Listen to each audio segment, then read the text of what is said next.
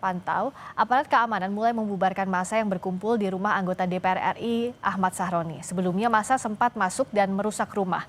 Situasi di sekitar rumah anggota DPR Ahmad Sahroni, ini gambar terkininya mulai mereda pasca penerobosan ke dalam rumah pada Sabtu sore tadi. Aparat keamanan bernegosiasi dengan warga agar mulai meninggalkan rumah Sahroni. Sebelumnya, rumah milik anggota DPR RI Ahmad Sahroni di Tanjung Priok, Jakarta Utara didatangi massa.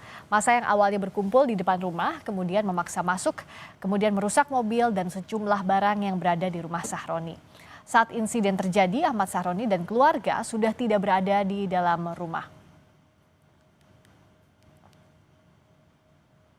Dan juga pemerintah Provinsi DKI Jakarta meminta massa untuk tidak melakukan aksi anarkistis dalam menyampaikan kegelisahan dan kekecewaannya.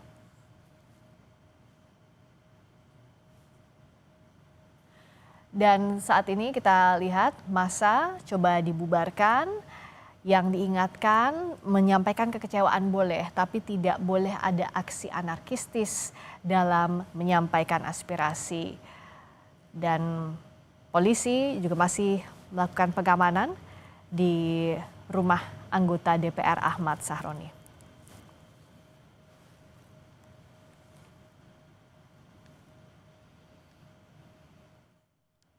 Dan seperti yang tadi kami sampaikan sebelumnya, rumah milik anggota DPR Ahmad Sahroni di Tanjung Priok, Jakarta Utara didatangi massa yang awalnya berkumpul di depan rumah kemudian memaksa masuk, tapi pemerintah Provinsi DKI Jakarta juga sudah berkomentar soal ini bahwa jangan sampai ada aksi anarkistis dalam menyampaikan kegelisahan, dalam menyampaikan kekecewaan.